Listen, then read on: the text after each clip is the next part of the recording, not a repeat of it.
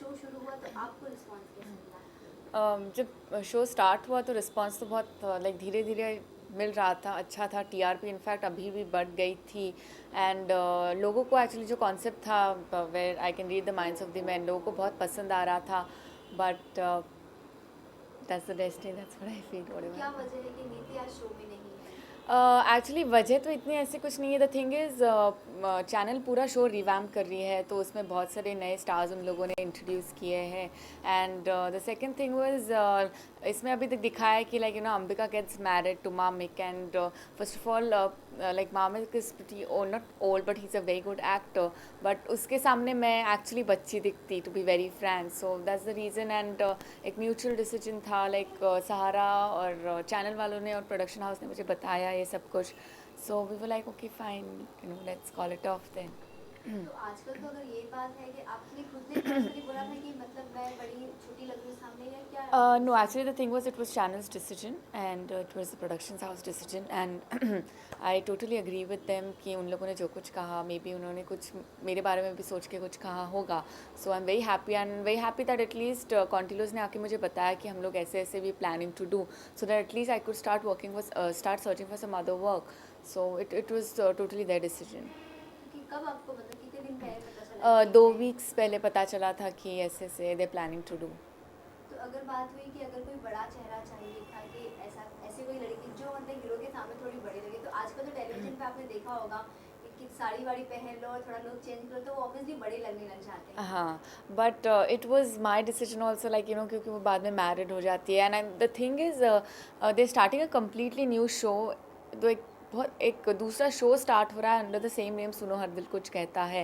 And पहले की जो मेरी जो कास्ट थी सुनो की, I think even that is change. I really don't know much about it, मुझे पता नहीं है, but that's what I got to know about it. तो बॉन्डिंग कैसी थी आपके साथ के जो लोग थे उनके साथ में, आपका काम करने का रवैया कैसा था? बॉन्डिंग तो बहुत अच्छा था। इनफैक्ट मुझे कल ही फ़ोन आया मेरे प्रोडक्शन हाउस से, लाइक जो सेट्स पे थे मेरी ईपी एंड मेकअप आर्टिस्ट और लाइटमैन स्पॉट दादा, सब लोगों ने मुझे फ़ोन किया और मुझे कहा आप क्यों चली गई, प्लीज़ आप वापस आ जाइए, लाइक हम आपको बहुत मिस कर रहे हैं।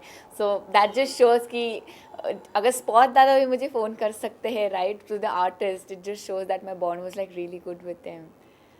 तो यहाँ पर जब एक स्टार कास्ट को चेंज करते हैं तो बहुत रिस्क होता है कि जो मेन लीड है उसको आप बदल रहे हो, शो को बहुत सफर करना पड़ता है, कभी कभी ऐसा होता है, आपको भी पता होगा, आप क्या कहेंगे इस बारे में? होता है, बट आई एम श्योर कि अगर चैनल वाले इतना बड़ा डिसीजन ले रहे हैं तो आई एम श्योर कि उनके माइंड में कुछ तो होगा कि आगे something they might change something in the serial. So I just hope कि अभी जो उन लोगों ने किया है, जो मेनली चेंज किए हैं, आई होप कि that really works for them. I hope that the TRP increases because of that and all my best wishes with them.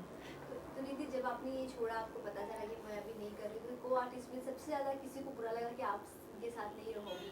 सब लोगों को बुरा लगा जब मैंने बताया। In fact Anil uncle was playing my father, Anil Dhawan, जब मैंने उनको जाके बताया तो he actually had tears in his eyes. Then Prachi और राखी मुझसे बहुत क्लोज है, तो इवन दे वो लाइक प्रिटी, लाइक क्या हो रहा है। Even Siddharth Dhawan is very close to me, so everybody was sad after knowing that whatever happened.